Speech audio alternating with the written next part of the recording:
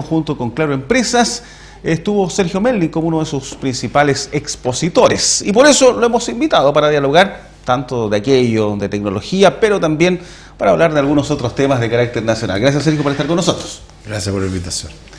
¿Qué significa para un hombre de tu experiencia, ingeniero comercial, profesor universitario, muchos años también en la televisión, un programa como Tolerancia Cero, pero además trabajando en este ámbito que es el de las tecnologías, el venir a Puerto Montt, por ejemplo, y dar una charla de estas características para empresarios pequeños y medianos? A mí me parece extraordinario, me parece extraordinario comentar y conversar sobre lo que está pasando en el mundo en tecnología y tratar de despertar la urgencia que tiene el tema como país.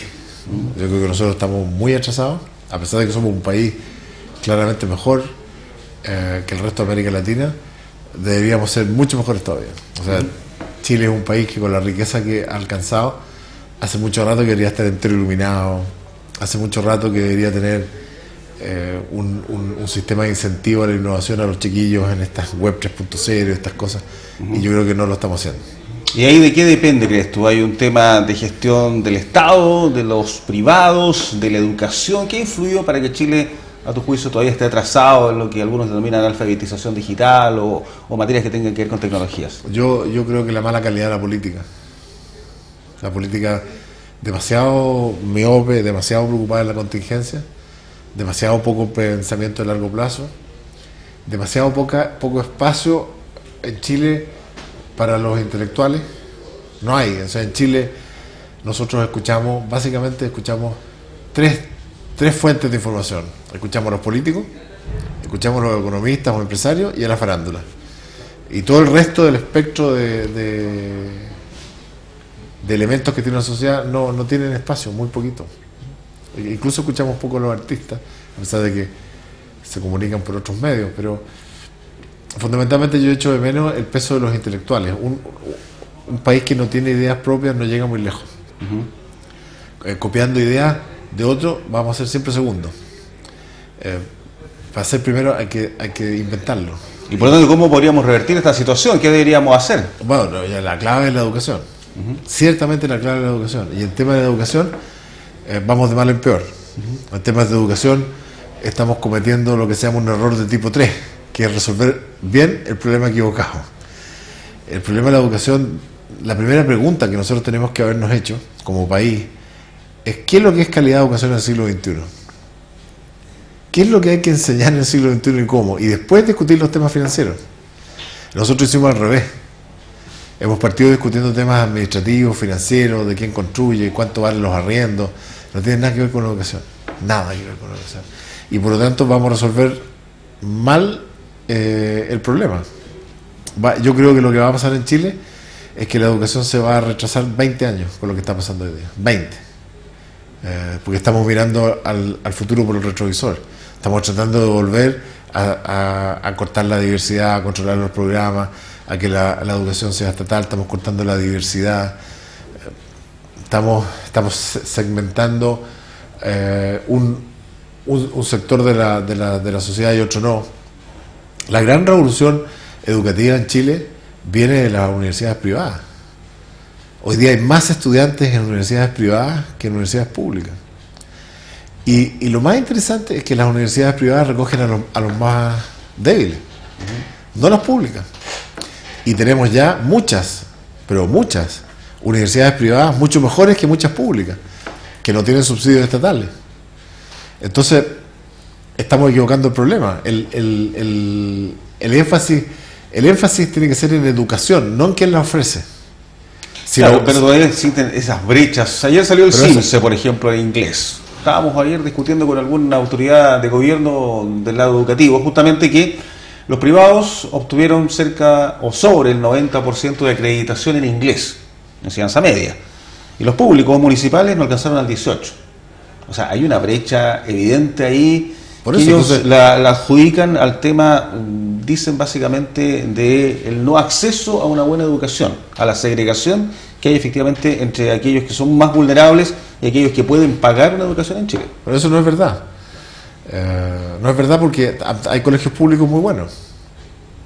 Y hay muchos colegios emblemáticos muy buenos, y hay colegios privados que son no tan buenos, y hay privados que son muy buenos, es lo mismo que en las universidades. Yo pienso que si yo fuese gobierno, que yo no desconozco la importancia de la educación pública, lo primero que haría es mejorar la educación pública. Y le pondría recursos a la educación pública. Y pondría buenos profesores, buenos directores. Uno de los dramas que tenemos en la educación pública es el estatuto docente. Porque simplemente no puedes remover a los malos profesores. Tampoco puedes premiar a los buenos profesores. Entonces, si no puedes sacar a los malos, ni fomentar a los buenos, ni cambiar a los directores como se debe, ni exigirle a los directores, entonces estamos entrampados. Porque esta ha sido la discusión de esta última semana a propósito de la movilización del Colegio de Profesores, que es un organismo bastante fuerte. Mire, yo tengo una opinión ahí que es bien distinta a lo que se está opinando. Yo creo que nosotros en Chile nos gusta el exceso de regulaciones de todo. Entonces, cuando tú pones exceso de regulaciones, al final no sirve para nada, porque es como trabar un tema. Yo en el tema de los profesores, y te va a parecer extraño lo que te voy a proponer, yo creo que lo único que hay que certificar son los directores. O sea, los profesores deben salir y dar un examen de capacidades, como dan los médicos, como dan los abogados, una vez. Y no es necesario seguir los medios, no es necesario medirlos cada 4 años. Lo que es necesario es tener buenos directores, porque los directores son los que van a controlar la calidad y van a contratar a los buenos, sacar a los malos, poner los estándares. Si los directores son buenos, los profesores van a ser buenos. Siempre que le des las herramientas de poder sacar a los malos y poner a los buenos. Entonces, el problema del colegio de profesores es que los profesores no quieren ni que los controlen, ni que los puedan remover, ni que los puedan... Entonces, quiere trabar el tema. El colegio de profesores cree que la educación, por ser pública, es inherente mejor a la privada. Eso es un absurdo. A nosotros lo que nos interesa es la educación. Si una parte se hace pública, estupendo. Si otra parte se hace privada, estupenda. Pero nuestro enfoque es la educación. Lo que interesa es que los niños aprendan. No que vayan a colegios públicos o privados. Lo mismo que la salud. Lo que tú quieres es que la gente esté sana. No si es público o privado. Entonces nosotros, la discusión es si es público o privado, y no si es sano o no sano, o si aprendió o no aprendió. Y este tema en Chile está trabado. Pero es una discusión que hemos tenido probablemente 30 años sobre el modelo económico, sobre si es A o es B, si es público o es privado. Porque es un modelo que está una discusión que está ideologizada. Y el problema de las ideologías no es que nosotros no tengamos ideologías, todos tenemos ideología. El problema de la ideologización es cuando la ideología no te deja ver los datos, o cuando tú niegas datos. Como el ministro de Hacienda, que acaba de decir que las finanzas públicas están equilibradas, cuando no están. Cuando dice que el país está bien y que es un lujo y que llega la inversión y la inversión está cayendo. Entonces, cuando tú distorsionas los datos por el prisma, esa es la ideologización, no tener posiciones ideológicas. Entonces, en Chile, la discusión es que unos creen que porque es privado es inherentemente bueno, y otros creen que porque es público es inherentemente bueno. Y se saltan el problema central, que es el objetivo. Y el problema de educación está trabado, a mi juicio, modestamente, porque el sistema universitario está mal definido. Porque nosotros tenemos una universidad que tiene una historia de país pobre, y nosotros tenemos una universidad que es profesionalizante, porque era país pobre. Entonces los niños, nosotros los obligamos a especializarse a los 16 años. Los niños no entran a la universidad, entran a carreras. El que entró a medicina... Entra a sacar un título de médico. Claro, entonces entra a una profesión. Claro. Y como es una profesión... Nadie se preocupa de las licenciaturas, pero es que la licenciatura no existe, porque claro. Y eso está trabado porque el sector público te pide un título profesional para trabajar. Está todo sobre regulado. En ninguna parte del mundo el primer grado es profesional. El primer grado siempre es académico. Entonces, en vez de tú tener una puerta angosta por donde tienen que pasar todos los chiquillos, entonces, si la puerta es angosta, toda la educación está dedicada a pasar la puerta. Toda la educación básica y media en Chile está dedicada a pasar la PSU, que es información y no formación. Pero ¿por qué tienen que pasar la PSU? Si tú la puerta la pones amplia, la educación aquí cambiaría automáticamente. Y después el segundo grado es profesional. El primer grado dura 4 años, es académico, es un bachillerato, es una licenciatura, lo que tú quieras, y dentro de esos 4 años el estudiante va decidiendo dónde se quiere especializar, y y efectivamente te va a sorprender lo que te voy a decir. Yo creo en la universidad para todos, pero no profesionales. A un país nunca le sobra educación, le sobra entrenamiento. Entonces, ahora, ¿cuál es la discusión? Hay muchos abogados, hay muchos de estos, vamos a regular, vamos a poner... ¿Y quién va a definir cuántos abogados hay? Porque si tú quieres estudiar periodismo, es tu decisión. Entonces, la pregunta es, si después de 5 años y no tienes empleo, ¿estás mejor con el título o sin el título? Mucho mejor con el título, ¿o no? Sí, claro. Tienes mucho más herramientas para defenderte. Claro, porque la discusión está en la formación, ¿no? Claro, y por supuesto, como en todas las carreras, le va a ir bien a los buenos y mal a los malos. Y si tú dices, me da lo mismo que haya mucho porque yo voy a ser el primero, ¿no tienes derecho a tomar esa decisión? ¿Por qué alguien te va a restringir esa decisión? ¿Por qué se va a meter el Estado a tomar decisiones tuyas personales? Si las familias son grandes, los muchachos tienen más... Imagínate, un muchacho tiene 18 años y puede votar por el presidente de la República y no tiene derecho a escoger lo que quiere estudiar. Es una paradoja asombrosa. Entonces, esa boca angosta, que tiene una prueba que es absurda, mal diseñada, que además segrega a los más pobres, esa tiene trabado todo el sistema para acá. Y para allá está todo malo porque es profesionalizante. Entonces, si tú cambias acá, cambia todo para abajo. Pero no podemos cambiar, ¿por qué? Porque si no cambia la Universidad de Chile, las otras no pueden cambiar. La Católica ha tratado, no ha podido, las privadas han tratado, no han podido, y la Chile es una universidad que está pésimamente mal administrada, que tiene feudos, incluso está desperdigada geográficamente, y entonces los decanos son como silos, son como dueños de unidades, y no se transparan, entonces hay duplicaciones, entonces tú tienes que hay facultades que todas tienen profesores de matemáticas distintos en vez de que hubiera un instituto de matemáticas que le da todas las matemáticas a la universidad. Bueno, tú lo dices con conocimiento de causa, fuiste decano de yo fui decano, de Economía de la Universidad de Chile. Y en la Universidad de Chile, por lo menos en la época que yo fui decano, teníamos unas discusiones increíbles. Voy a dar un ejemplo, la Facultad de Filosofía y Educación, que para mí es clave en un país la educación y la filosofía. Mucho más importante que la ingeniería, que la medicina, porque tú un médico puedes comprar. Un filósofo que tiene ideas propias, no. Porque así es como se gesta la educación también, que es lo que pasa hoy día. ¿Cuánta gente en Chile tiene ideas sobre educación? Porque no hay investigación en educación. Bueno, para ir tal cuento. La Facultad de Filosofía y Educación, ponte tú que pedía un aumento presupuestario para el año, que no se lo daban, que equivalía a medio día de funcionamiento de la Facultad de Medicina. Entonces tú sí, el chancho está mal pelado, porque no puede ser que el futuro de esta facultad entera está pidiendo esta cantidad de plata, que puede ser mucha o poca, pero esta, y no se la dan, y equivale a medio día del funcionamiento de otra facultad, y le negaron el futuro a esta. Algo no está funcionando bien, ¿no? O sea, no hay una valoración, sin duda, en general en nuestras universidades por ese tipo de carreras, por ese tipo de facultades, por ese tipo de investigación. Entonces no hay investigación, entonces no tenemos ideas propias, no tenemos opinión sobre la educación en cosas fundamentales.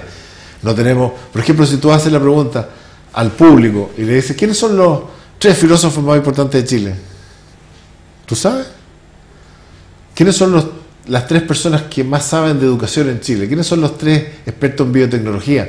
¿Quiénes son los 3 cientistas políticos? Sí, porque escuchamos a los políticos, a los economistas sabemos perfectamente. Hay 20. Políticos hay 100.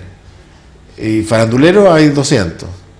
Y futbolistas otros tantos, expertos en fútbol. No, pero eso es farándula. Hoy día el fútbol es farándula, sí, claro, ¿no? Es parte de la farándula.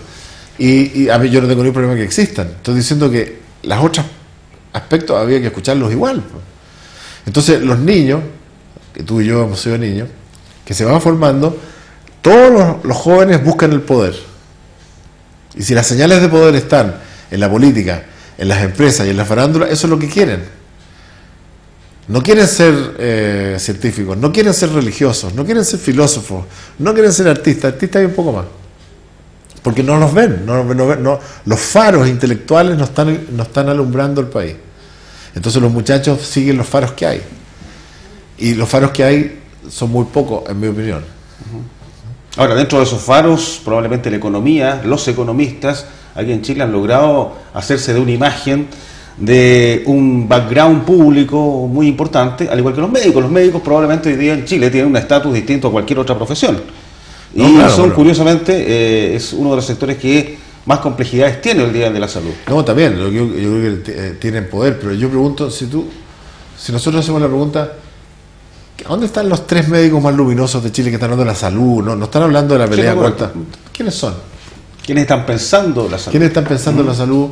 y quiénes están investigando, y no se conocen. Yo digo que no haya, pero no los conocemos. Lo que conocemos es el presidente del colegio de médicos que está peleando por las cosas, por temas de políticas, por las cosas gremiales. Que los educadores, fíjate que en Chile el único que conocemos respetable es a Brunner. Pero ¿con quién discute Brunner? Y Brunner ya estaba viejito. Entonces también... Eifelbein en alguna época también... Schiffelbein, claro. Schiffelbein, pero ya está en una universidad por ahí, claro, pero no tiene presencia pública. Yo no digo que no hayan, digo que no tienen presencia pública, entonces no iluminan, no dan pautas, no dan guías, no permiten discusiones profundas. Entonces la discusión al final es o ideológica, o económica, o farandulera. Y así los países no avanzan. Ahora, tú eres columnista de la revista Capital, hace un tiempo atrás, hablaste de este tema y dijiste que Chile había frenado 30 años de progreso indiscutido, decías tú ahí en una de tus columnas, por una fiebre, por cambiarlo todo. Así es. Refiriéndote a lo que significan las reformas, entiendo yo, del gobierno de Bachelet en la actualidad. Sí, así es. ¿Podrías ampliar un poco más esa frase? Yo creo que las sociedades, hay dos cosas que a mí me parecen fundamentales en las sociedades. Una, que las sociedades llegan mucho más lejos por el camino intermedio, no por los polos. Estoy hablando de las sociedades democráticas, porque la democracia requiere la transacción, requiere transar. Los fundamentalistas son enemigos de la democracia, sean de izquierda o sean de derecha. Porque tú tienes que transar, porque tú no puedes querer imponerle tus valores al resto. Entonces, tú en tu vida privada vives con tus valores, pero no puedes querer que todos sean como tú. Y los fundamentalistas quieren que todos sean como ellos. Y el camino está por el medio. Eso es lo primero. Y lo segundo, que al estar por el medio, las sociedades que llegan lejos son las sociedades que evolucionan, no que revolucionan. Porque la sociedad es un ente muy complejo, es vivo. Las teorías son simplificaciones. Entonces cuando tú haces una caricatura de la sociedad, y dices, vamos a una sociedad gratis para todos. Sí, suena lindo, pero no es fácil. Porque la sociedad está llena de intereses, está llena de emociones, está llena de oposiciones. Entonces tú tienes que ir poniéndote de acuerdo. Y entonces cuando tú vienes, después de 30 años que la nave va para allá, y tú quieres hacerle un cambio abrupto, la nave no gira. Se estropea. Y sobre todo si la quieres hacer en forma retroexcavativa, como lo estás tratando de hacer. ¿Y por qué ocurre eso? Porque el gobierno, lo que ocurre con Bachelet es que Bachelet no tenía programa. Esa es la verdad dura. Tenía un conjunto de titulares y tenía un conjunto de muy buenas intenciones, pero no tenía programa. El programa es una cosa un poco más compleja. El programa es ¿qué quiero lograr y cómo lo voy a lograr? Entonces, nosotros partimos haciendo una reforma tributaria sin saber cuánto costaba la educacional. Eso es un error de niño de primer año. Pedir plata sin saber cómo la usar y cuánto cuesta. Entonces, ¿qué es lo que les pasó? No les alcanza la plata. La reforma tributaria fue hecha apurada, fue mal hecha. Fue técnicamente mal hecha. O sea, es como que en una contabilidad tú pongas 2 más 2 es 6. La contabilidad entera sale mala. Es técnicamente, es de factura técnica, una cosa que tú no puedes cometer un error técnico. Políticos sí, pero técnicos no tiene sentido. Entonces, la reforma tributaria mal hecha, apurada, sin saber cómo se va a usar la plata, sin saber para qué es lo que es la plata, terminó en el peor de los mundos. Mal hecha, apurada, retroexcavadora, y lo peor, no va a recaudar lo que dijo que iba a recaudar, y lo va a pagar la clase media y la clase baja y no la clase alta. Todo lo contrario a lo que nos dijeron. Entonces, esto es como el Transantiago. Y este es mi mensaje para el gobierno 20 veces, y lo he escrito 20 veces. Todos queremos cambiar el sistema público de transporte, pero nadie quiere el Transantiago. Ese es el punto. Todos queremos mejorar la educación, pero no esto es otro Transantiago. Todos queremos mejorar la salud, pero no queremos más Transantiago. No es el cambio por el cambio, es el cambio haciéndolo bien. Y para hacerlo bien hay que tener el cómo, y el cómo es difícil, porque como no estaba el cómo, es fácil, en los titulares es fácil ponerse de acuerdo, educación gratuita, pero resulta que la nueva mayoría son 7 partidos que piensan distinto. Entonces a la hora del cómo aparecen las diferencias y no se pueden poner de acuerdo. Y entonces ¿qué es lo que hacen? Caricaturas. Y las caricaturas destruyen los países. sean de derecha o de izquierda, pero en este caso el peso de la prueba lo tiene el que gobierna. Claro. Pero tú coincides, sí, que hay sectores de nuestro país que están muy mal. La salud, por ejemplo, que debe mejorarse el sistema que existe hoy día. Ninguna duda. La educación, como hablábamos recién, que es vital para el cambio que requiere. Pero estamos todos de acuerdo. La pregunta es cómo la mejora. Entonces, si tú crees que para mejorar la educación hay que destruir a la educación privada, es un error gigantesco. Es un error gigantesco. Insisto, la primera pregunta en la educación, si queremos mejorar la educación, la primera pregunta, por lo menos que yo hubiese hecho, es ¿qué es lo que es la calidad de la educación del siglo XXI, que es distinta a la del siglo XX? Por ejemplo, la reforma sindical, que le llaman laboral, es una reforma pensando en trabajadores del siglo XX. Trabajadores masivos, obreros de fábrica, eso ya no hay. En Chile tiene 15% de sindicalización, que dicen que es baja, pero la OCDE tiene 16%. No es tan baja. ¿Y por qué es baja hoy día? Porque hoy día, de acuerdo a lo que vimos en la mañana, hoy día estamos en la sociedad del conocimiento. La gente avanza más rápido sola, porque nos hacemos cada vez más distintos unos de otros. Y tú agarras un poquito más de conocimiento y te promueven rápidamente. Porque hay muy pocos que están en la línea. Tú entras a una tienda de departamento donde hay más gente, por ejemplo, y entras como vendedor, te destaca un poquito, te ponen supervisor, te destaca un poquito a partir de cajero, basta que le agregue un poquito de información, un poquito de capacitación, y dejas de ser igual al promedio. Entonces, los sindicatos, a mí me parece bien los sindicatos, pero para el siglo XXI. Pero nosotros estamos construyendo sindicatos para el siglo XX, porque estamos convencidos de que hay una pelea de poder. Pero los sindicatos japoneses, los sindicatos japoneses cuando se sientan con el empleador, le dicen, ¿cómo te ayudo a ganar más para yo ganar más? Ganemos los dos. Mejoremos la productividad en tanto, ¿cuánto me toca a mí? Discuten los beneficios del futuro, no discuten el problema del pasado, porque ahí es un problema de intereses muy fuerte. Entonces, lo que falta a mi juicio es moderación, y como la derecha está en el suelo y no existe, la oposición se llena, y hoy día la gran pugna que hay es entre la concertación y la nueva mayoría. Pero esa es una pelea de familia, las peleas de familia son muy dolorosas. Era mejor, y largas también, digamos. Y largas y terribles. Por eso que las democracias es bueno que tengan buenas oposiciones, buenas en el sentido constructiva. Aquí no hay oposición, entonces se formó adentro y vamos mal.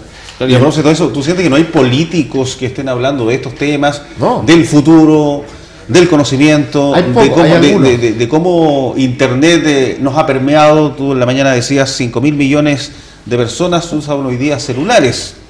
Y 3.500 cepillo de dientes. O sea, hay mucho más uso de celulares en el mundo que cepillo de dientes, que parece una cosa increíble, ¿no? Una cosa increíble. En el siglo XXI. Sí, claro.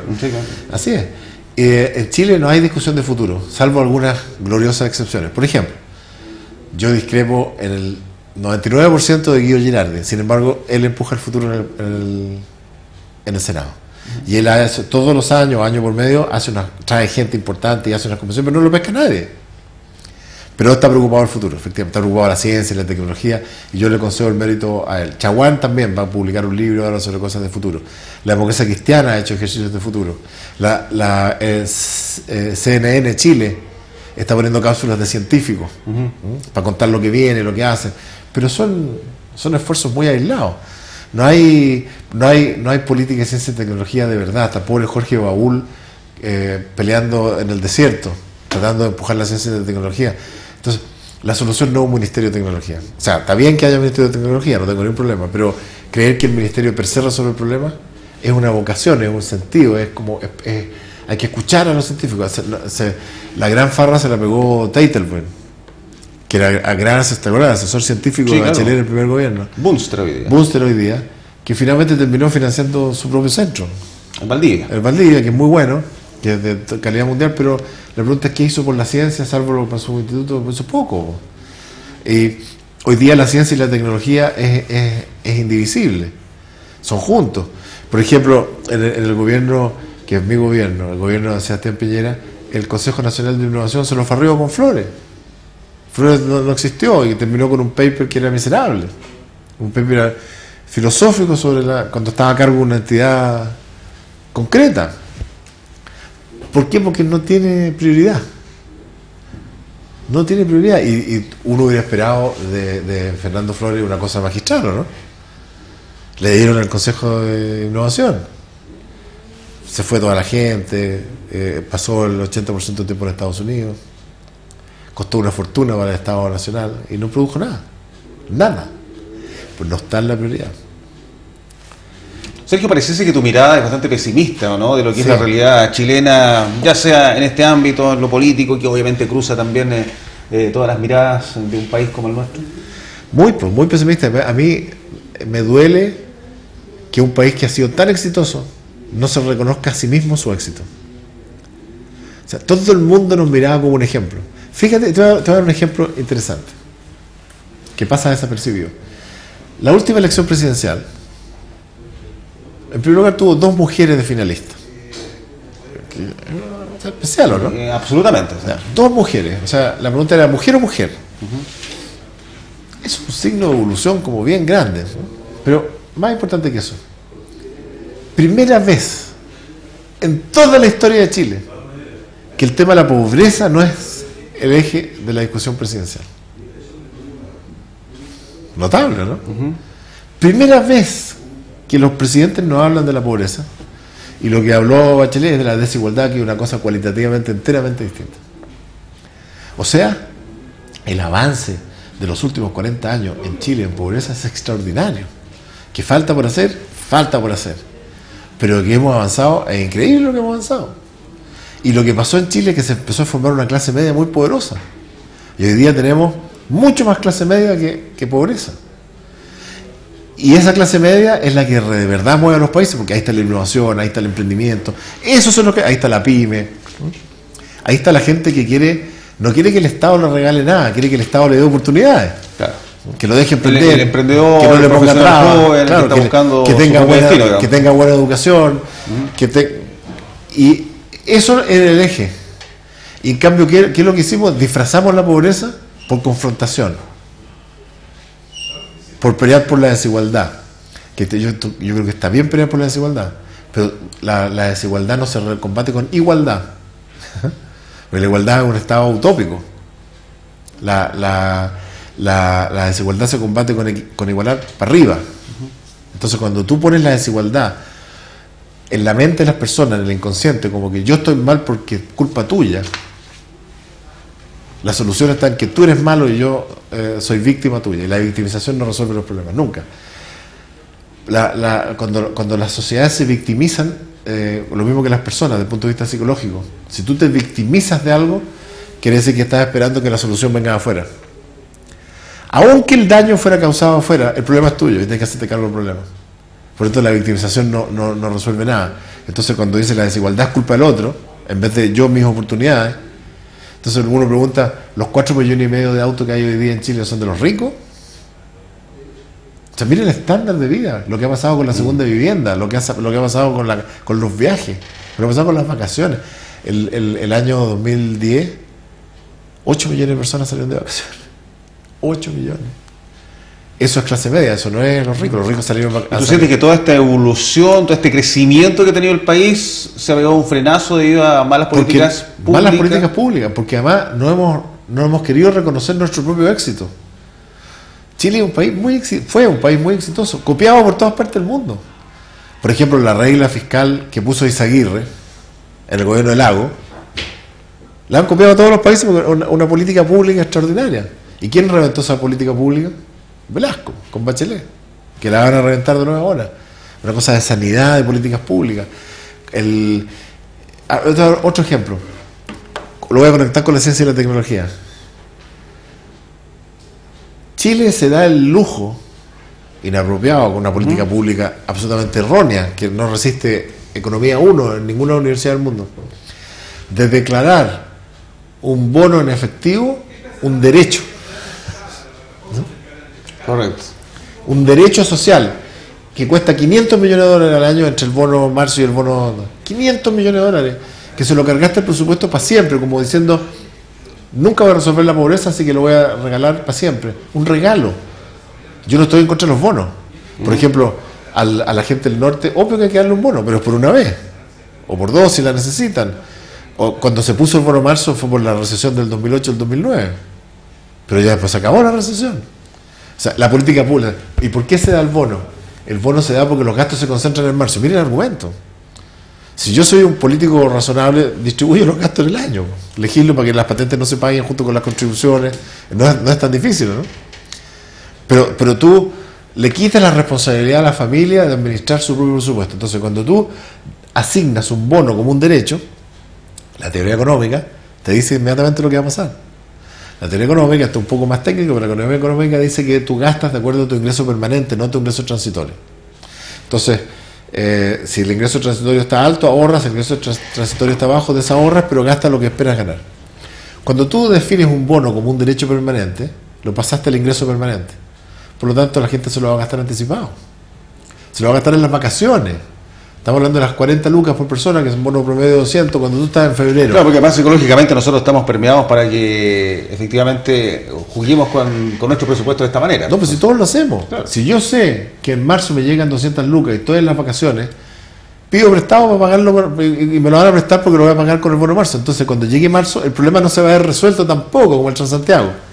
Regalé el bono, me costó 500 millones de dólares y no resolví el problema porque la gente va a estar atorada igual. Y el segundo argumento fue para sacarle incertidumbre. Entonces ya se acabó la discusión. No es verdad. Yo te aseguro que de aquí a 1 o 2 o 3 años la discusión va a ser el reajuste del bono marzo. Bien, pues Sergio, podríamos estar hablando mucho más. Muy entretenida la conversación. Estamos ya en el tiempo. Hablar de gestionar el conocimiento. Hablabas tú ahí en tu charla. Lo importante entonces es que tuvo la oportunidad entonces de estar con varios microempresarios, pequeños empresarios también de acá de Puerto Montt, Sergio Melnik. Pero no hablamos de política.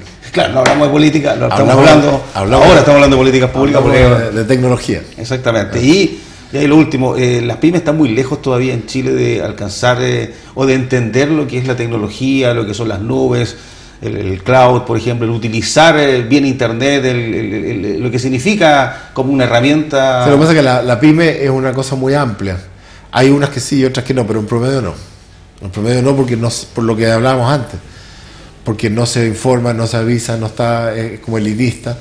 Y lo que pasa en tecnología, que es lo que comentamos en el seminario de la mañana, todo esto que pasa en tecnología es una oportunidad para las pymes, no para las grandes. Las grandes la han tenido por definición. La revolución tecnológica digital abre un espacio para la pyme que la hace competitiva con las grandes. Y eso es notable. Y eso es lo que, a mi juicio, los países tienen que buscar. Porque si tú tienes empresas, la interesante es la empresa mediana que se transforma en grande. O sea, tú tienes 1000 pymes, de las 1000 pymes llegan 100 a medianas. Y de las 100 medianas, 4 o 3 llegan a grandes. Y esas grandes cambian la historia. Entonces, el vigor está en la mediana. Y esa mediana está siendo favorecida por estos cambios tecnológicos de manera extraordinaria. Pero también necesitan un sistema educativo acorde. Necesitamos que los muchachos, que esto que se llaman de la generación millennium, la generación Z, son otra especie de gente, digamos, comparación con nosotros que somos viejos. Ellos nacieron con esta tecnología. Ellos son nativos digitales, piensan distinto, operan distinto, son políticamente distintos, son mucho más libres, y ellos son los que son la fuente de innovación, y eso no lo está pescando nadie en las políticas públicas. Luego, Sergio, gracias y hasta una próxima oportunidad. Bueno, gracias. Sergio Melnik, entonces, con nosotros.